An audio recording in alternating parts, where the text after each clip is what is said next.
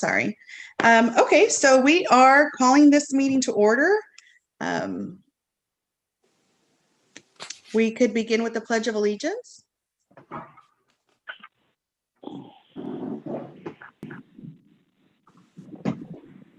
There we go.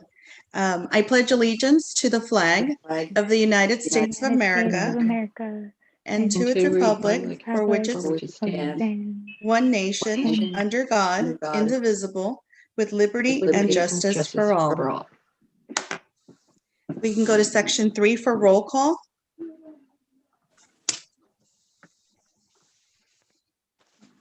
Yes. Let's see. Commissioner Badesha, has he joined? Don't see him yet. Commissioner Kong? Here.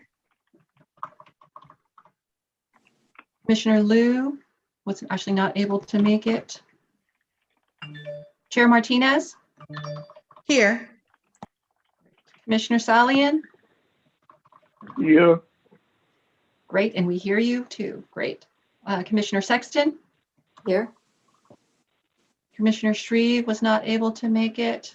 Do we have alternate Commissioner Lingle today? Yet? No, I don't see him yet. And I don't see Vice Mayor Nunez. Okay. If alternate Commissioner Lingle does join us, we can seat him tonight when he joins the meeting.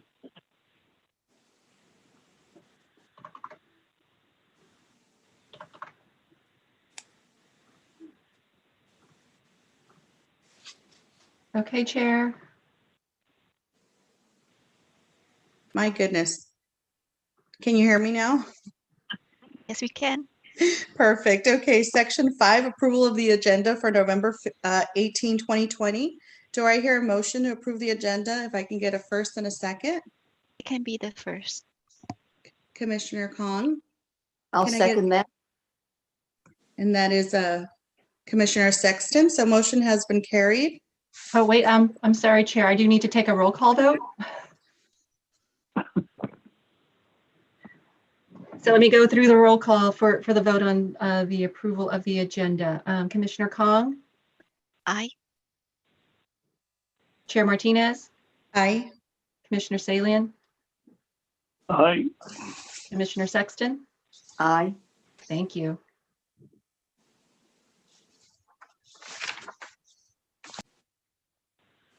Okay, I guess we're moving over to section 6, approval of the meeting minutes for October 21, 2020.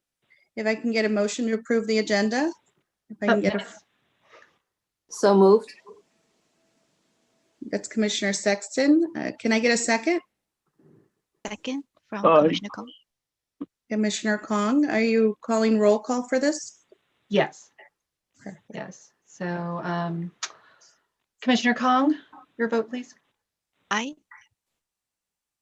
Chair Martinez, Aye. Commissioner Salian, Aye. and Commissioner Sexton. Aye. Thank you. Okay, section 7, public forum. Those interested and are invited to address the Energy Environmental Sustainability Commission on any subject not on today's agenda. Orally via Zoom webinar, instructions were sent out, I believe, or are on the web. Speakers may provide their name and city of residence for the record, and comments may be limited to 3 minutes or less at the discretion of the chair or vice chair. As an item not listed on the agenda, no response is required from the city staff or Energy Environmental Sustainability Commission, and no action can be taken. Do we have any? Chair callers? Martinez, we do have one public comment. So Mr. Mehta will allow you to speak. Thank you very much, Linda. Good evening to good evening to Chair, first of all. Good evening to all the council members. Good evening to all the commissioners and as well as the city staff. I wanted to mention that the city of Milpitas, there have been quite a few aspect that is be impacting the sustainable development energy goals, for the city. I think, it is important, and as well as, inevitable to consider that to expand the capabilities of the environmental and the sustainable energy development resources within the city, and as well as, generate the revenue, from it, and as well as, saving the cost, out of that. For example, is that the facilities within the city of Milpitas and other bureaus that should employ the stormwater system, which is going to, benefit, for cooling, as well as, it is also going to benefit the city and other bureaus in saving the energy, as well as the vegetation plantation, trees development that should be also, be considered, as a part of a, cost saving energy and maintaining the clean environment within the city. Again, I wanted to thank you, all of you, for allowing me the opportunity to speak. Thank you very much.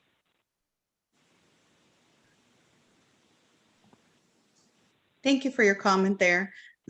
Any other public forum questions or comments? Chair, I do not see any other hands raised.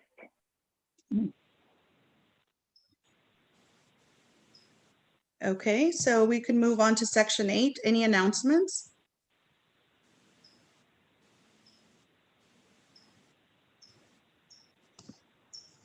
No announcements? We are flying by today. Section 9, business items. I believe we have presentations today from the Parks and Recreation master plan updates.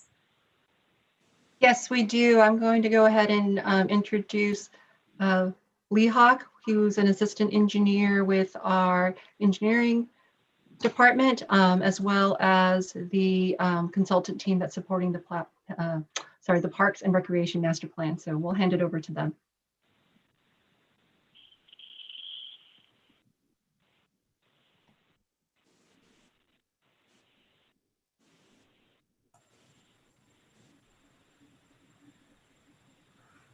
Good evening, everyone. Can you hear me okay?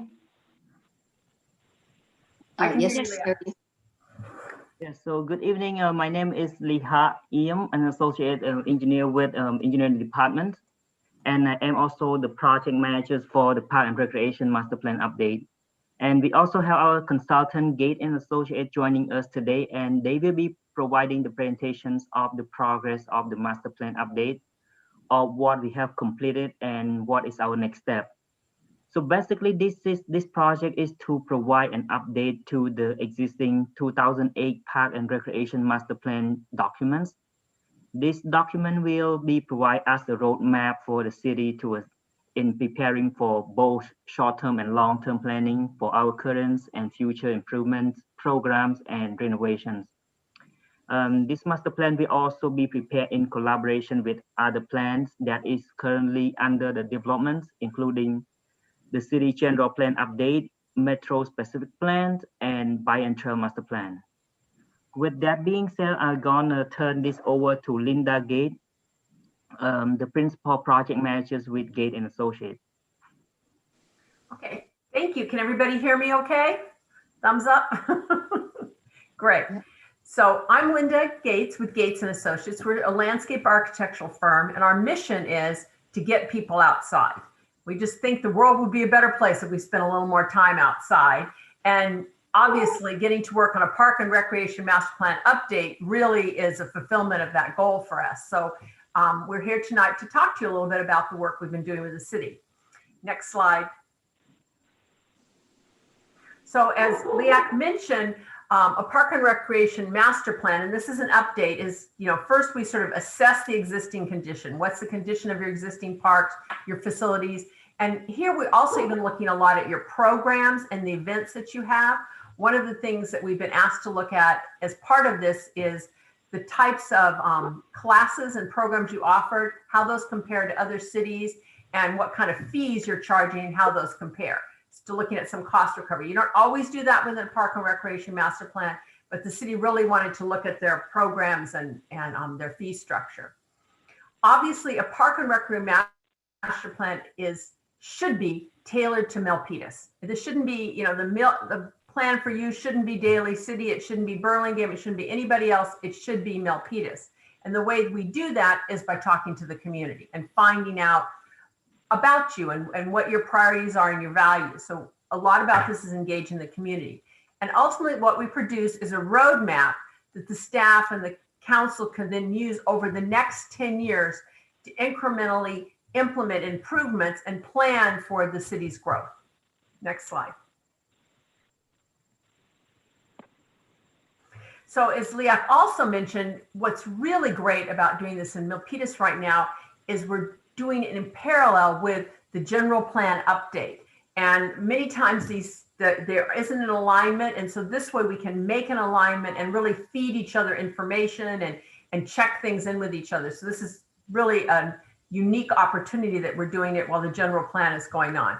It's also, I think, a unique opportunity to be looking at a park and recreation master plan update during COVID. I think people's appreciation of their parks and open space system, their trails, has been heightened.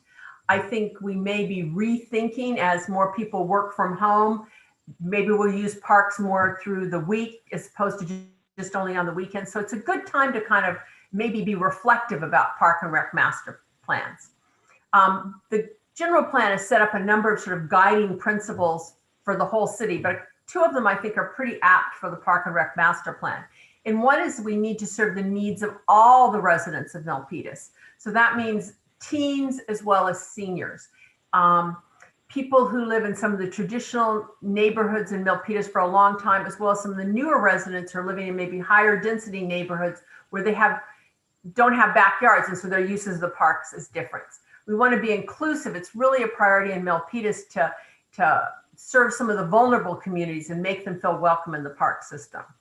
The second thing that I think is really important in Milpitas is because a lot of your land is already built out, parkland is very precious. And that means that in order to meet all the recreation needs of your community, we have to partner with other public agencies like the county and the school district to share public land and facilities to meet a brighter range of needs. This is actually a much more efficient use of public funds. It's a more sustainable concept, but that Milpitas is really looking at some of those kind of partnerships. Next slide. In addition to being able to partner with the general plan, we also are getting to work with the team that's on the Milpitas Metro specific plan. And once again, this is really great because they're tackling some of the issues of how to provide parkland in these more urban areas and really emphasize kind of experience over acreage, like making sure we're reading the recreation needs. And it's not just about acreage, but it's about really making sure they're meaningful parks. The bikeway and pedestrian master plan is also going on. I believe you guys have seen that document. And one of the really important priorities is that connectivity between the parks. People, the number one thing they want is to be able to get to a park, to be able to walk to it, to bike to it. That's an important part of using a park. And then of course, because this is an update, we're building on some of the efforts and insights from the 2008 Park and Recreation Master Plan. Next slide. So to show you how important this update is, the 2008 master plan identified a number of improvements, and the city, based on that, has invested over $26 million in those improvements. Some of the highlights are, updates to the Milpitas Sports Center, the new skate park, improvements to the Adobe building at Hagara Park, a number of redesigned parks and playground updates. So this guide then is how incrementally over the past 10 plus years, that $26 million has been invested in the park and open space system. And now we're going to pay it forward by thoughtfully planning for the next decade.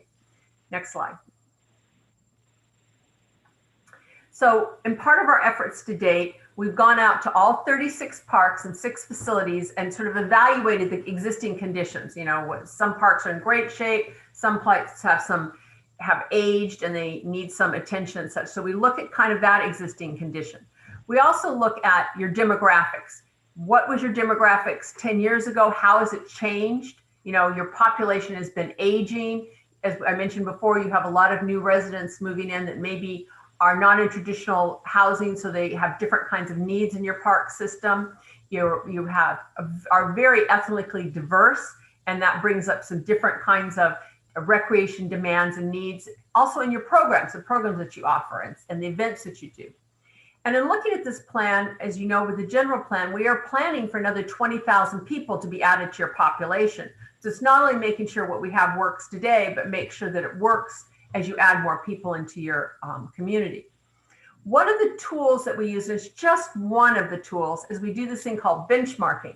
So we look at some other communities throughout the Bay Area and we compare and contrast.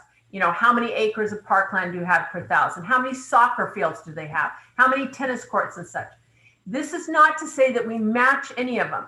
It's more to look at and saying, huh, that's interesting. Actually, Milpitas feels like they should have more tennis courts because they're a more tennis playing population or something. So it's a tool we use to kind of compare and contrast and once again, to dial down to getting the right guidelines and right level for the Milpitas community. Next slide. And as I mentioned, one of the most important things is community input. And we were fortunate to be able to start this process before we went into SIP. So we were able to have a couple of in-person events, which are always fun and nice. And in the first round, one of the things we were asking is people is what they like about their existing park system and what they feel they need. So we had a couple of in-person events, and we also had an online survey to kind of collect sort of general information about that. In the second round, we take that information and we do a deeper dive into it, you know, and so we've organized some focus groups, we've had some other kinds of things. So it's sort of this tiered process. And then in round 3, which we're in the middle of round 2 still, and in round 3, we'll have recommendations, people can respond to them, but it's that kind of tiering down process. Next slide. So I just wanted to share with you a little bit of the findings that we had in round 1. As I mentioned, it was sort of what do you like, what do you want? And we had more than 700 people participate, which was great. We were able to offer it in multiple languages so we could get input from a diverse cross-section of the community. And, you know, what people like, the playgrounds, the swim facility, and what they want to add or achieve are updated playgrounds, more community events, although you guys have a lot of great community events. And I know you as a committee like Earth Day and some of those other things are participating in events with the Park and Recreation Department. So these are kinds of things people like about what we have right now. Next slide.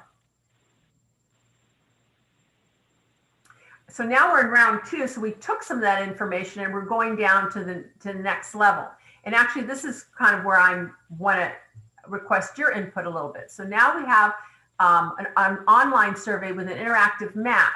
And so you can go online and go to the park that's say near your home or the one that's near your children or that you visit the most and make specific comments about things you'd like to see in that park. You know, some people are saying, we want a dog park here. We want, you know, clean up the picnic tables there. So we have, so as I'm in, we have the general overview and now we're dialing down on that. So we would love if you would go on and take that survey and also encourage friends and other people, pass it on to other people. It's fun, it's easy, and this is how we create a plan that's really tailored to Milpitas. We also have been doing some focus groups. They were teens, some new residents that live in higher density area, sports groups, and also working with people providing social services, because obviously during this pandemic period, that's been a real challenge for the Park and Recreation Department, is also meeting a lot of the social services need in the community. So we wanted to dial down on what people are looking for specifically there. We've held 2 virtual town halls, you know, citywide town halls, to share a lot of this information here and have people discuss it with us. So we're still in that round 2 and we still like your participation. Next slide. So I just share a little bit some of the things we found in the focus group, because they're always interesting and probably things that you already know.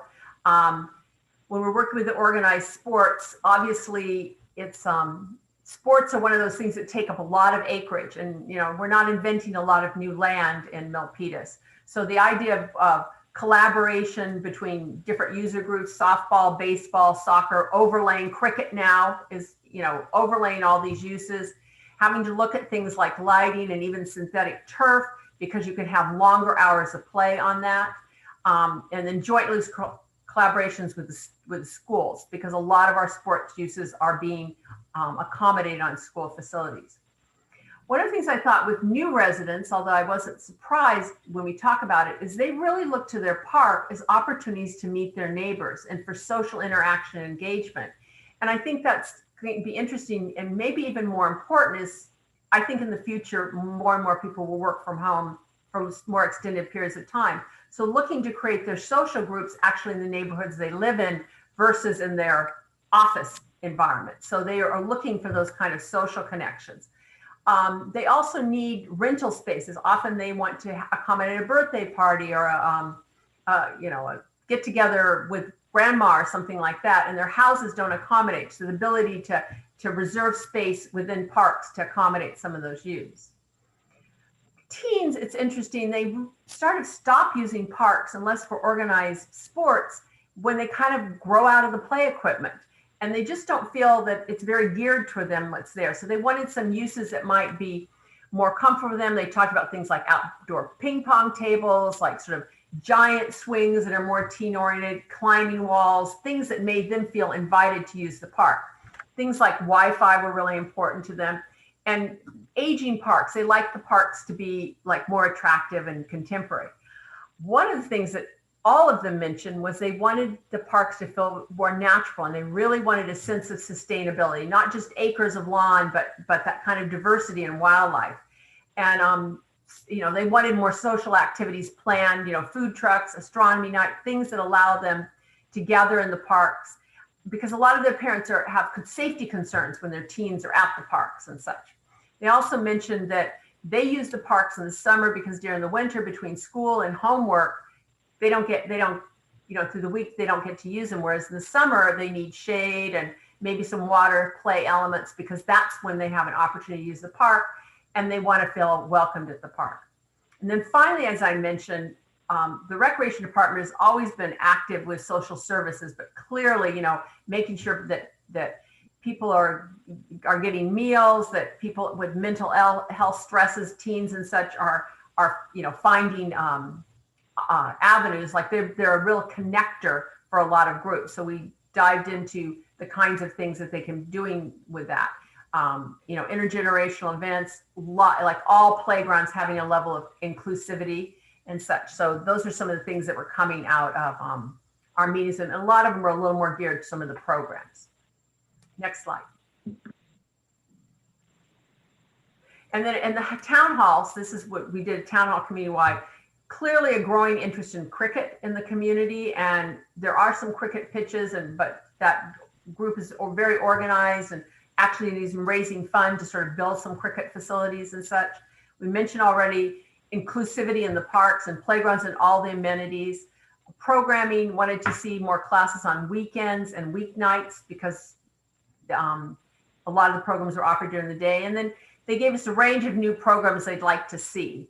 From dog training to outdoor movies in parks and other kinds of things.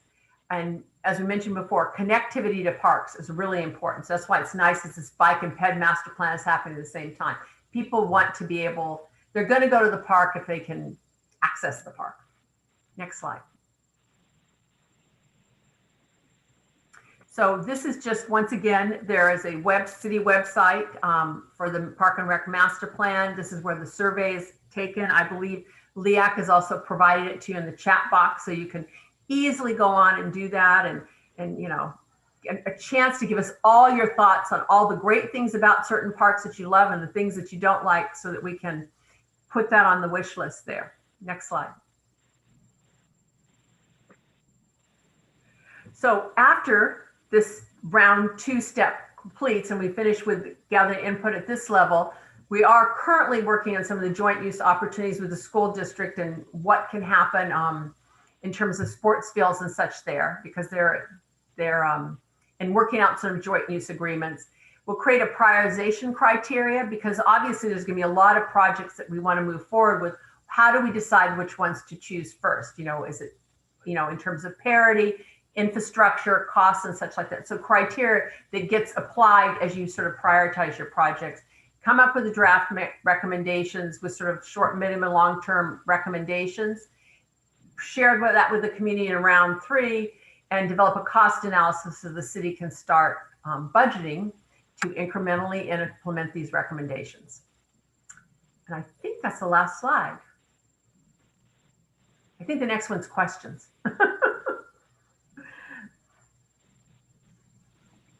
Thank you. That was a great presentation. And as you said, due to the heightened awareness and needs for open space, this plan is something that we should really take advantage of, especially the interactive map. That's really a great one. I have a question or hand up from Commissioner Sexton.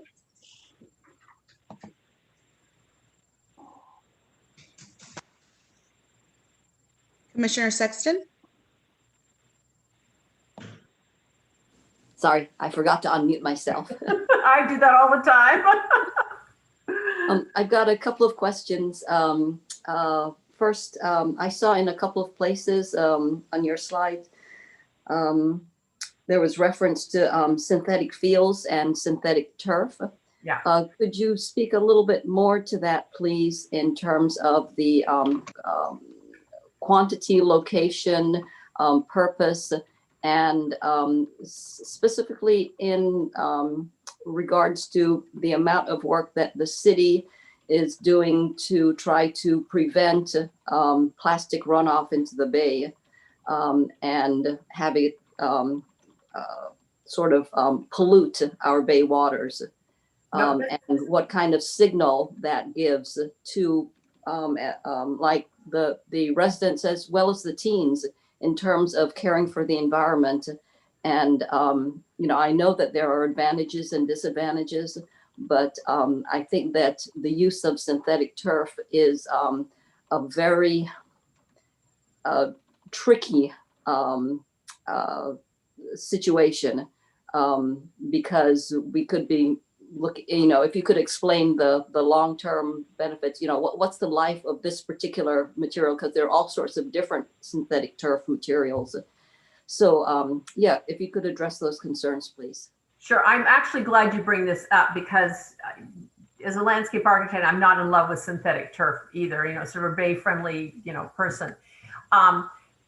Synthetic turf, and as I said, your teens and everyone else were more interested in sustainability. We would not see it being used any place except for a sports complex where it was a very limited kind of thing, where the need to schedule so much play on a field that the turf would not survive that. And it is, synthetic turf, there's heat gain to it. It, when it wears out, there's, disposal issues with it. It is not something you default casually to in terms of that kind of thing. And I think so it's where we're not going to get into specifics of specifying what kind it is, but the idea that in very limited quantities, like not to just default to this, that in limited quantities where it is what you need to do in order to be able to stack the number of uses you need to in a location, which is efficient in terms of like not needing to put more and more land into irrigated turf too. So it's that kind of chicken and egg sort of battle that we're talking about. And I think that in the Park and Rec master plan will sort of lead to that it needs to be evaluated specifically at that given time, but that it is an option that may need to be employed in some locations to stack uses intensely. Okay, thank you. That's helpful. Could you, I know that there are different brands and things like that, but in general, would you be able to talk about what the life cycle is for synthetic turf and when it starts breaking down under UV and heat conditions, whether it's microplastics we're starting to look at, and I think they've been studies on in terms of contact with children and animals being in close contact with synthetic turf, that it's not as easy on animals and people as regular grass. No, and in fact, people think it's low maintenance, and in fact, it has to be cleaned. I mean, it's not a miracle solution. So I think that in the Park and Rec master plan, once again, we're not specifying a brand or any kind of thing. But we would be saying that if it is used, where it is used, that it would be very limited, at that time, there would be research done to try and do the most environmental sustainable at that point. Hopefully, they're continuing to tackle this issue.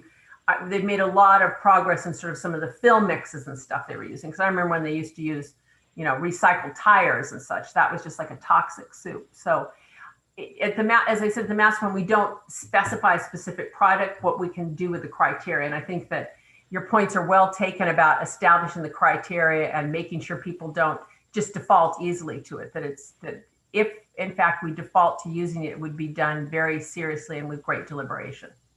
Okay, is there any backup plan in terms of if, when the research is done, if it comes to the situation where some synthetic turf is needed, any backup plan if the research is done and there's no suitable artificial turf available, what then?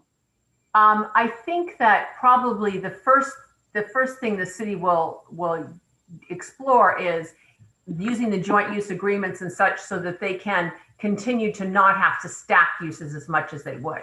That would be the ideal. If you get to the point where you can't, if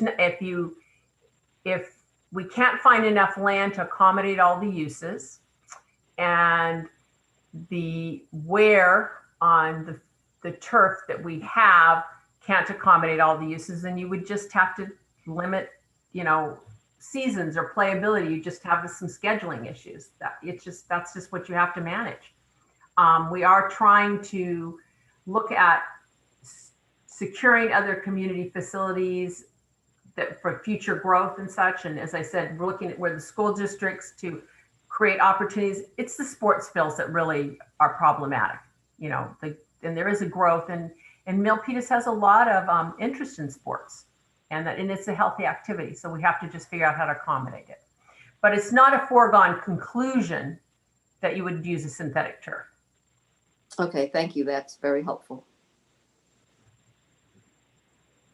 I believe I heard another question. Oh, I'm sorry, Commissioner. Oh, I'm sorry. I'll wait. I had another question, but I'll wait for someone else to speak. You have good ones. I thought I heard an interruption there, but I didn't see a hand up. Did anybody else have a question or a comment? Okay, Commissioner Sexton, I believe it's you. Oh, okay.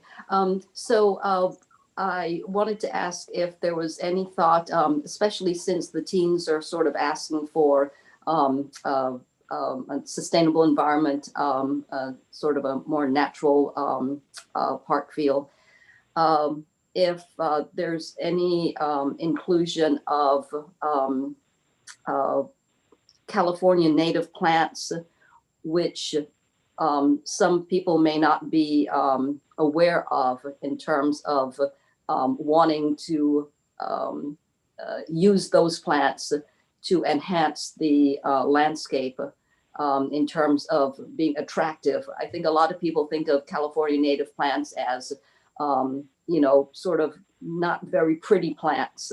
Mm-hmm. And so there's a lot of education that can, some benefits to educating people by utilizing California native plants and highlighting the fact that why they're selected for low water usage as well as low maintenance, and you know, all the benefits to have some signage associated with that, so that this sort of changeover from wanting to see certain decorative plants to being able to really appreciate California native plants and see the beauty in them can be added, as well as, of course, to educate people about soil health, because that's one of the things that, you know, our parks depend on is healthy soils.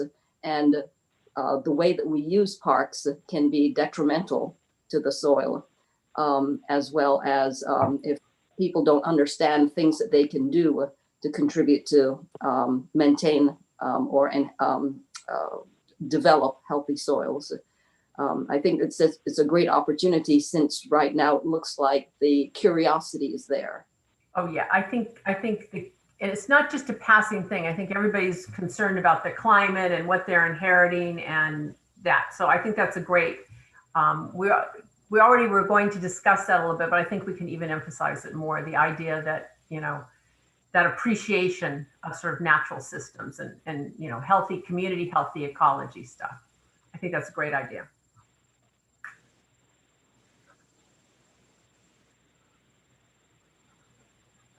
Any other questions or comments?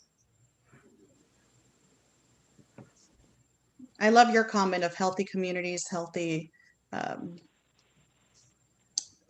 you know, ecologies. That's what we're looking at They here. kind of go hand in hand. And, you know, Yes. once again, my mission, get people outside. What's it going to take? Yes, especially now when just standing on dirt feels great. Yeah, yeah. It smells so good from after the rain. Oh my gosh, I love this first rain. It's great. So it looks like we have no other questions. Your presentation was pretty thorough. We really appreciate your time and presenting it here. Well, thank you. And as I said, take the survey and encourage other people to take it because it's how we make it just right for you guys. Okay? Thank you. Thank you. Bye. Okay, it looks like we could move on to the next section. I believe we have a presentation from Ascent Environmental. Section B, Climate Action Plan Update. Yes, yeah, they're bringing up the presentation now. I'll kick us off. I'm Elaine Marshall, Deputy Public Works Director. Happy to be here finally to talk about our Climate Action Plan update. As you can tell, I'm very excited. It's been a long time coming, but I do want to just introduce the topic and then introduce our consultant team as well as our city project team. Tony and our Public Works Director will be supporting a project, as well as Johnny Mahennet, who is our Civic Spark Fellow. So this is the first year we have a fellow who will be working with us. He's a recent grad from UC Berkeley and will be supporting the Climate Action Plan update, our community engagement, as well as sustainability outreach. So Johnny can wave to everybody. Hi, hello. There he is. Thank you for having me. And then I think later on in the presentation, we'll have the Ascent team and the consultant team introduce themselves. But yeah, this will be the first of many meetings over the next 12 months. We'll go over to the next slide, please, to help form the update to the City of Milpitas's Climate Action Plan. I do want to start off with talking a little bit about the role of the Energy and Environmental Sustainability Commission. We do envision you all to serve as our sounding board as we move through the various milestones for updating the city's climate action plan. As you all know, the current climate action plan was developed back in 2013 and served as a roadmap for getting to 2020. So we are now looking at updating that climate action plan and creating and strategizing near-term and long-term actions to get us to the carbon reductions that we need by 2045 or 2050 and beyond. One of the key things that I think are important for a community's climate action plan is that it really is reflective of the community because implementation will require our community to change its behavior and change their choices. So we are wanting to make sure that we engage the community early on, that they see themselves and their priorities reflected in our climate action plan update so that they are bought into implementation and kind of when the programs roll out, they are already on board. So we do see you all as, like I said, our sounding board, our eyes and ears in the community, our advocates for getting community involved and for getting community feedback. We do also want to use you for ideas for pilot projects. One of the things that we want to do is identify some early projects that we can implement to get some early wins as soon as the CAP is finalized and adopted, to really kind of keep the momentum going forward. And then we also want you to really kind of provide feedback on the CAP itself and the document when that is ready for review. Next slide, please.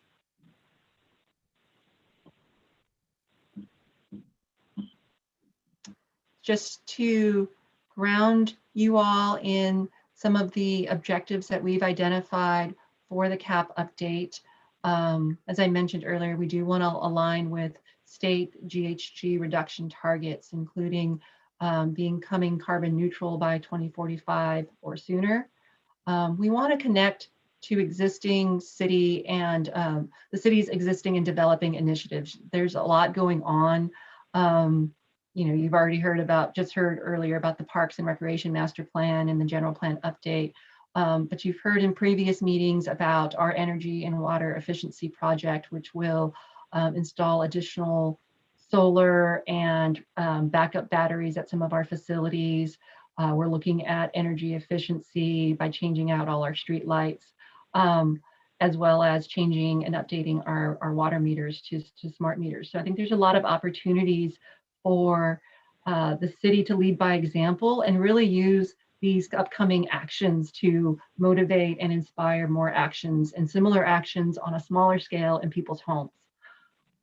We do want this CAP update to also include a chapter on climate adaptation and resiliency. The original CAP did not do that, and we know that we need to continue to prepare our community for adapting to climate change. We're already seeing the impacts locally with the fires this past summer. Actually, was like the third year of wildfires over the summer, and it's getting sad that it's becoming habit to wake up and see orange skies and smoky skies during the summer now. So really wanting to include that adaptation and resiliency so that our community's prepared. We do want to focus on implementation and ongoing monitoring. I think one of the unfortunate things that happened with the initial CAP was there was a lot of change in staff, and there wasn't ongoing monitoring and ongoing kind of tying back to the original goals and objectives. And so we want to make sure we address that. There will be opportunities to utilize the CAP update to streamline CEQA. And then again, we want to use this as an opportunity to communicate our climate challenges with our community and inspire action and ongoing community engagement.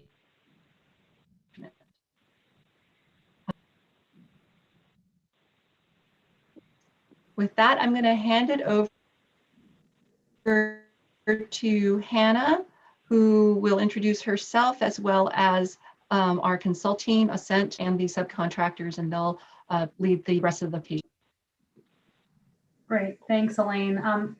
Good evening, everyone. My name is Hannah Kornfeld. I am an air quality and climate change specialist with Ascent Environmental. I'm serving in the capacity of project manager for the consultant team for this effort. I'm joined tonight by Honey Walters, who is our principal in charge. We kind of have a pretty big team here that we're including. One part is really working on the technical components of this climate action plan. One part will do the CEQA review of the climate action plan to ensure that it's a qualified CAP that, as Elaine mentioned, can tier off of that for individual development projects in the future. And then we have two teams that will be working on engaging the community. So one team being led by Nora DeCure of Kearns and West, who is also going to be presenting later this evening. And then we have Kim Lundgren and Associates, who will be working on an interactive toolkit that will be online, very public facing, and we'll go into a little bit more detail on what will be included in that. And just as a quick introduction to Ascent, we are a climate change planning, environmental consultancy company based in Sacramento. We also have offices throughout the state. I'm based in Oakland, so not too far away. And we specialize in climate action plans. We work with other jurisdictions throughout the Bay Area Air Quality Management District, as well as MTC ABAG. So we're very familiar with the region and the ongoing efforts that around climate planning. So yeah, next slide, please. Yep, and one more.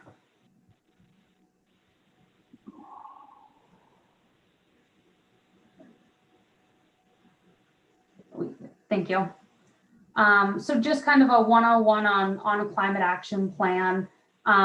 It's really a roadmap for reducing greenhouse gas emissions. So this figure on the right kind of goes through the traditional steps of developing a climate action plan. You'll notice that adaptation and resiliency is not included in this figure, but it is something that we are considering and is becoming kind of more mainstream. So when the first CAP was done in 2013, adaptation was not included, but that has really changed, and climate action is seen as more mitigating greenhouse gas emissions and then adapting to a changing climate. So we'll be addressing both of these in the CAP, and we'll walk through kind of these steps of what it takes to create a climate action plan. Next slide, please. Great. So the first step is just kind of starting with the inventory of what sources of emissions are occurring in the city of Milpitas now, and then we'll project out what we expect to happen in the future based on anticipated population and employment growth and legislative actions that are happening at the state and federal levels. So the figure here is from the 2013 CAP.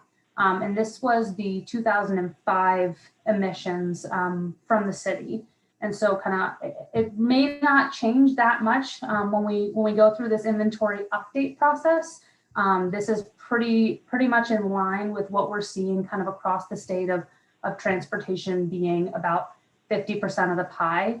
But we'll reevaluate this 2005 baseline to match it with the current methodology, and then conduct 2 more inventories for 2015 and 2019 to just get a sense of how the city has been trending over the past 15 or so years, which will just keep us informed on where we need to make progress and what progress has already been made. In addition to quantifying the greenhouse gas emissions from the sources that are actually in the city, we're also going to conduct a consumption-based inventory. So that will be looking at more kind of life cycle emissions, embedded emissions from shipping and aviation, food consumption, kind of the things that as a city, you don't have as much control over, but are really important in changing behavior.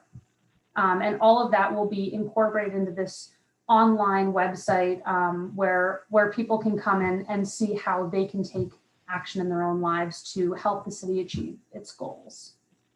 Next slide, please.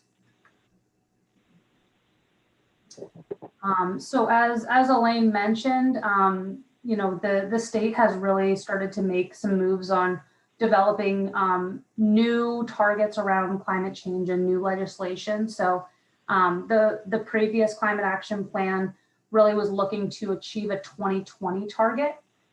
This CAP update will be looking to evaluate 2030, which is a legislatively mandated greenhouse gas reduction target. And then we'll be looking out further to 2045 when the state's expecting to achieve carbon neutrality, and then as well as 2050 because there is existing executive orders out there and, you know, the Paris Agreement and other international types of agreements that evaluate longer term reduction goals. So as I mentioned, we'll project what we expect the city's emissions to be going out to those target years, and then discount emissions that are associated with legislative actions that would happen kind of regardless of if the city took action itself. So things like vehicle standards or electricity portfolio standards, things that are regulated at a higher level. So after we understand kind of what the city's emissions look like in the future, we'll end up with this gap of where the emissions need to be by these target years and where we expect the emissions to be. So that's kind of shown in orange lines below in that chart. So that's really where the local action will happen. And that's where we'll seek your input on helping us develop strategies, measures, actions to get us to close that gap. So we'll be able to pull in some of the 2013 climate action plan measures that were previously developed and maybe not fully implemented or implemented at all, and then develop new measures that align with current technologies and what's happening in the city today. Next slide, please. And then we'll also kind of alongside the greenhouse gas side of things be evaluating the city's vulnerabilities to climate change, conducting a full vulnerability assessment using the tools that are available at the regional and the state level with downscaled climate models for sea level rise projections, wildfire risk, anticipated heat waves and things like that. And we'll analyze what the city's adaptive capacity is to some of these things. And Elaine just mentioned that the city's going to be providing backup power for some of the facilities. So we'll be looking at things like that as ways that we can adapt to potential power outages, public safety power shutoffs, those types of things. And again, that's where we'll come to you all looking for ideas on how we can overcome some of these vulnerabilities in the future. Next slide, please. And then the fourth and fifth steps are really kind of where the previous CAP kind of fell short, and we really want to make sure that this is not just a plan that sits on a shelf, that it's implemented and that we're checking in on it on a regular basis.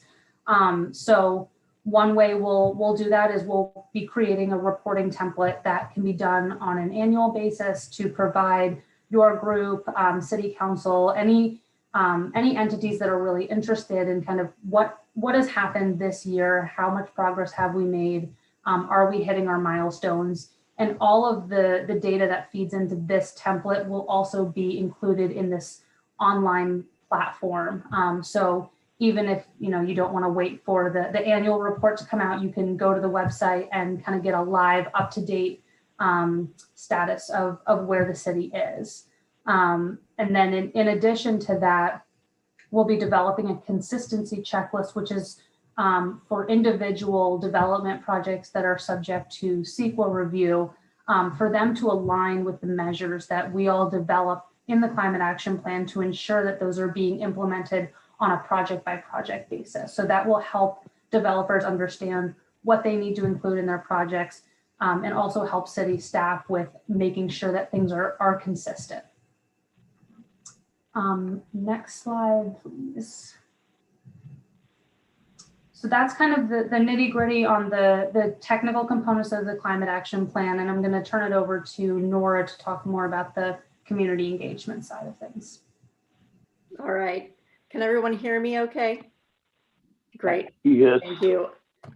Nice to meet you all. Good evening, commissioners. My name is Nora DeCure with Kearns and West. I am the public involvement lead for this project. I'm a meeting facilitator and have worked on many climate action plans with the Ascent team. The role of Kearns and West here is really to help gather public input on the climate action plan as it is being developed. And we'll be working closely with our colleagues at KLA on the website that is really part gathering input and also a really important part of the implementation of the plan. As Hannah mentioned, it is very important to make sure this plan is tailored both in its suite of actions to mitigate greenhouse gas emissions, but also bringing community members together so they really are invested in the response and adaptation to some of those vulnerabilities. Flexibility is at the core of all of the public involvement programs that we work on, and it is now more than ever important for us to be able to make some adjustments to how we reach community members. So we certainly thought we would be standing there, as you see in that image on your screen, at a community event talking with folks about the climate action plan, but we know we will need to shift gears in the coming year. We're doing all of our meetings online now, and I can tell you that they are surprisingly well attended. I know you've experienced some of the same in Milpitas with your all of your concurrent planning efforts that have pivoted to online town halls and workshops like the ones that Ms. Gates just described. So, and if we could go to the next slide. Not only are we planning to pivot our workshops online, but getting the website up and running, which we plan to do in January, will help to provide a place for community members to go and get more information, to sign up to receive updates, and ultimately to provide some feedback on some of the proposed actions that would be included in a draft plan. I do want to emphasize that, while meetings, online meetings, webinars, and online surveys are very effective tools for many community members, they are not successful in reaching all community members. And so that's something that we hope to spend a little bit of our discussion time on tonight, is just better understanding from your perspective who else we can reach out to. We've set aside a little bit of our time to make sure that we can do some of that one-on-one outreach to community organizations, service providers, folks who have constituencies that may not engage in a webinar discussion about the climate action plan. So hopefully we can chat a little bit more about that. Next slide, please. And then finally, I think Hannah highlighted that the community action toolkit that will be part of that website will help the community to ultimately track the success of the climate action plan. And that's really on the implementation side. And I know that as that website is up and running, my colleague Kim will be very happy to come and talk to you more about all of its fabulous features. I don't want to give it short shrift here tonight. So I think with that, I will wrap up and hand it back to Hannah, and I look forward to discussing your input on the community engagement process. Great. Can we go to the next slide, please? And then we'll just go one more. So just to give kind of an update on what we expect to be able to bring to you all and get your input on. Here's what we expect. We have 6 meetings planned over the course of developing the CAP. And so we're looking at about every 2 months or so. The March through May timeline is where there's going to be a lot of deliverables and a lot of kind of decision points. And so we hope to get a lot of input from you all on the measures that we develop in coordination with city staff. So this is kind of still in draft form. It could change, and we'd love to hear your feedback on, what you're excited about with this project, and if there's things that we're missing, we'd love to fill in this this agenda here. And then next slide, please. And this is just an overall project schedule. So as Elaine mentioned, this is about a 12-month process.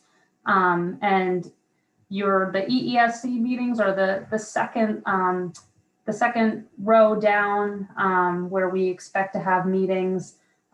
We're hoping to have 2 community workshops towards the early part of next year, and those will likely highlight the greenhouse gas side of the project, and then the adaptation part of the project. So if you want a copy of this project schedule, we can certainly make sure that that's available for everyone to view. So I think that kind of wraps up our presentation, and then we can move into more of a discussion. I think I can hand it back over to Elaine. Oh, sure. I'm sorry. There was one last slide. But we did want to use the rest of the time with the commission to get your thoughts and feedback. We'll answer any questions about the project in general, but specifically if you can focus also on the first bullet, are there key stakeholders you would consider essential to our process? How do you envision their participation? as well as, yeah, just any other questions you have about different aspects of the CAP and how they interface with one another. We'll take questions tonight. We do have a hard stop at around 6:30 because of the Special Planning Commission meeting that's starting at 7. So we don't get through tonight. All of your feedback and comments, feel free to email me after the meeting and I'll share everything with the project team. So with that, Chair Martinez, if you want to call on the commissioners with questions. Sure, I believe we have a question from Commissioner Sexton and Commissioner Khan. We'll start with Commissioner Sexton. Okay, I remember to unmute myself first. So yes, I wanted to check to see whether this climate action plan covers not only the city government and residents, but does this also cover businesses and commercial organizations within the city? Yes, yes, it will include emissions from our businesses and non-residential sectors. Okay, that's great. And I'd like to then ask, and I don't know if this is the right time to get into it, is, what's the outreach to those stakeholders? And are we going to be utilizing groups like the Chamber of Commerce and places like that, that have a good outreach to businesses as, that exists already that can be utilized? Sure. Yes, we would love to, and then we had envisioned including outreach to the Chamber of Commerce, but if you have any other business associations or contacts that would be of help to us, send them our way or share them tonight. We do have an city staff executive steering committee that includes Alex Andrade, who is our economic development director. And so he will be assisting us with our business engagement side as well and advising us on that. Thank you. Commissioner Khan. Thank you, Hannah and her team. That was a really good presentation. My question is actually very similar with what Commissioner Sexton have brought up, because my main concern is the outreach to the business partners, and more importantly is with the regional employers, because as we know, transportation is the biggest chunk of the pie, and we cannot resolve that unless we have good partnerships and commitments from the regional employers beyond Milpitas, because Milpitas is more of crossroads for many who commute from the Tri-Valley to South Bay, and we are intersections. So can you share or at least include in your plan to make sure that there is going to be an outreach and beyond Milpitas boundary to this regional large employers that can really make a difference? And secondly, I wanted to also bring up a concern regarding the greenhouse gas inventory, because this year, 2020 and 2021, we are probably going through an anomalous time with COVID.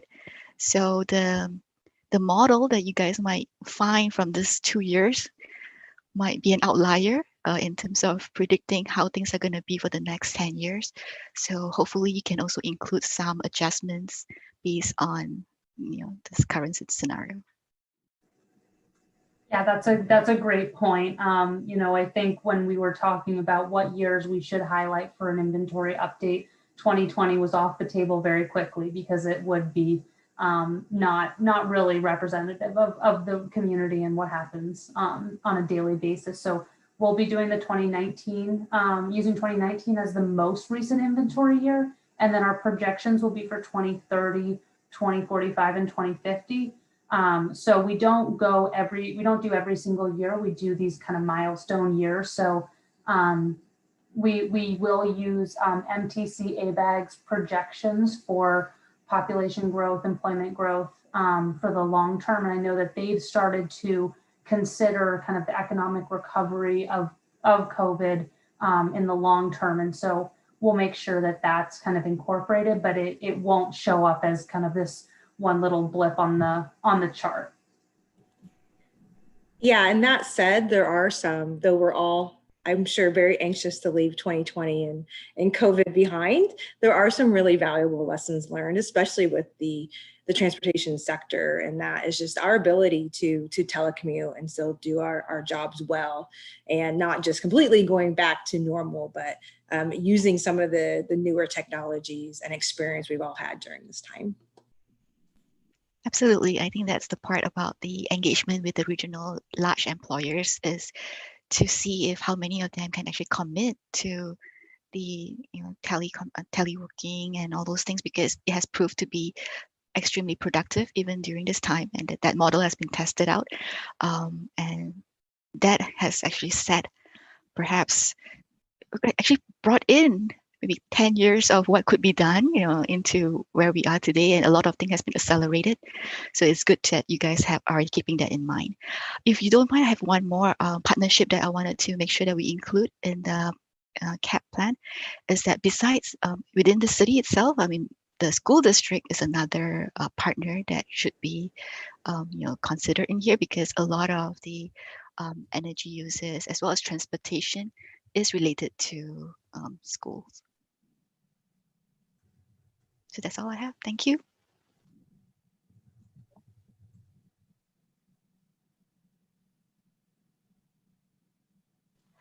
Chair Martinez, you are muted. I muted myself instead of unmuting. Okay. Two questions. Well, thank you for the presentations and the information you're providing. Just a reminder to provide the project schedule. I think that would be really valuable for each one of us to have. And then if we can roll back to the live up-to-date reporting template, will that include a space where the public or anybody taking a look at that report can submit a question online? Yes, I believe there will be kind of like a contact us page where you can submit comments or questions, and they will go to a specific inbox.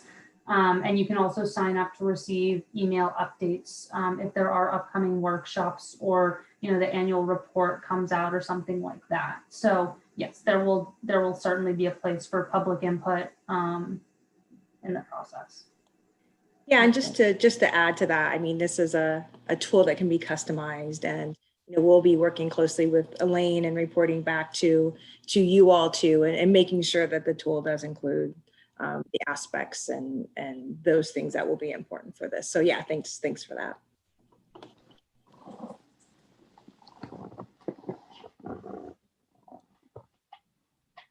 Oops, Chair Martinez, I think you're muted again. Any other questions or comments this evening?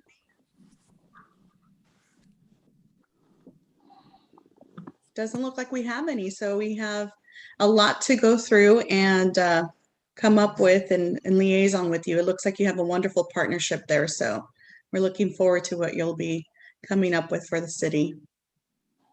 Yes, and thank you all for your time. Much appreciated, and looking forward to future collaboration. And we're really excited to get started on this work for you all. Thank you. Have a good evening. Thank you. Thank you. And commissioners, just a reminder, as you're mulling on this over the next few days, if you do have additional inspiration on folks to engage with or things to consider, please feel free to email me, and I will be sure to share that with the team. Perfect. I think with that, we can move on to section 10, and we are trying to get to a hard stop at 6:30. So I think we're going to be doing well. Our vice mayor is not with us, so I don't believe we have a report from him unless he submitted something. No, I don't have anything. So any report from staff? Chair Martinez, we do have a raised hand from the public. Oh, perfect. Yes. Mr. Mehta? Yes, thank you very much, Linda. Again, a very good evening to Chair. Good evening to all the commissioners, council members, and as well as city staff.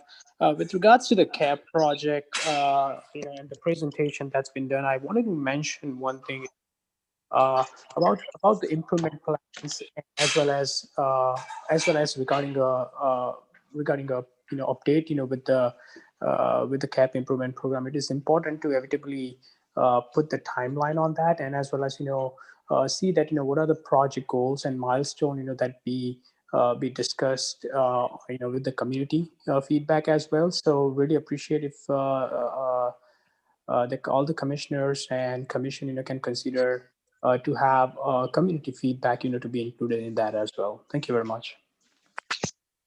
Thank you, Mr. Megan, for your input and your interest in reviewing this project. So.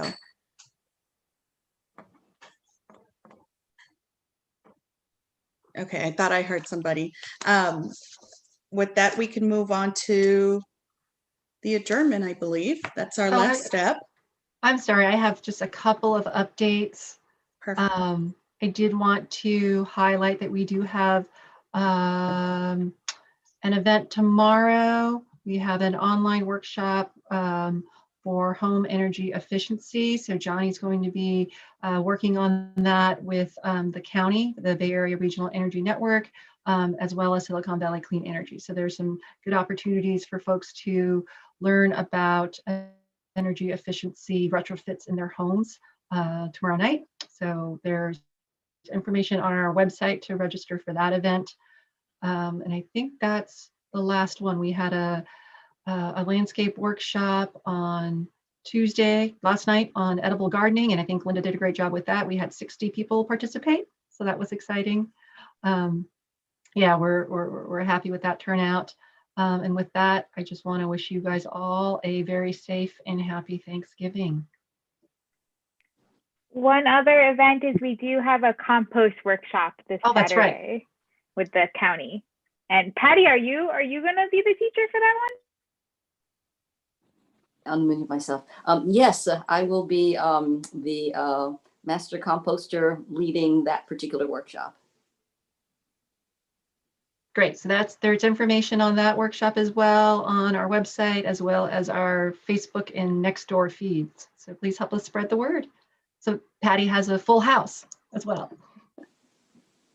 Well, thank you all. I hope you have a great holiday. With that, let's motion for adjournment. All in favor? Aye. Okay, we have Yes. first Commissioner Aye. Khan. As the second, yeah. Okay, great. Let me do a quick roll call just for formality's sake. I do see that we did have Commissioner Badesha had joined at some point, but I don't see him online anymore. So motion for adjourning the meeting. Commissioner Kong? Aye. Chair Martinez? Aye. Commissioner Salian? Aye. And Commissioner Sexton? Aye. All right, that's it for tonight. Thank you for your great feedback. Thank you. Thank you. Thank you, everyone. Good night. Happy Have a good Thanksgiving. evening. Good evening.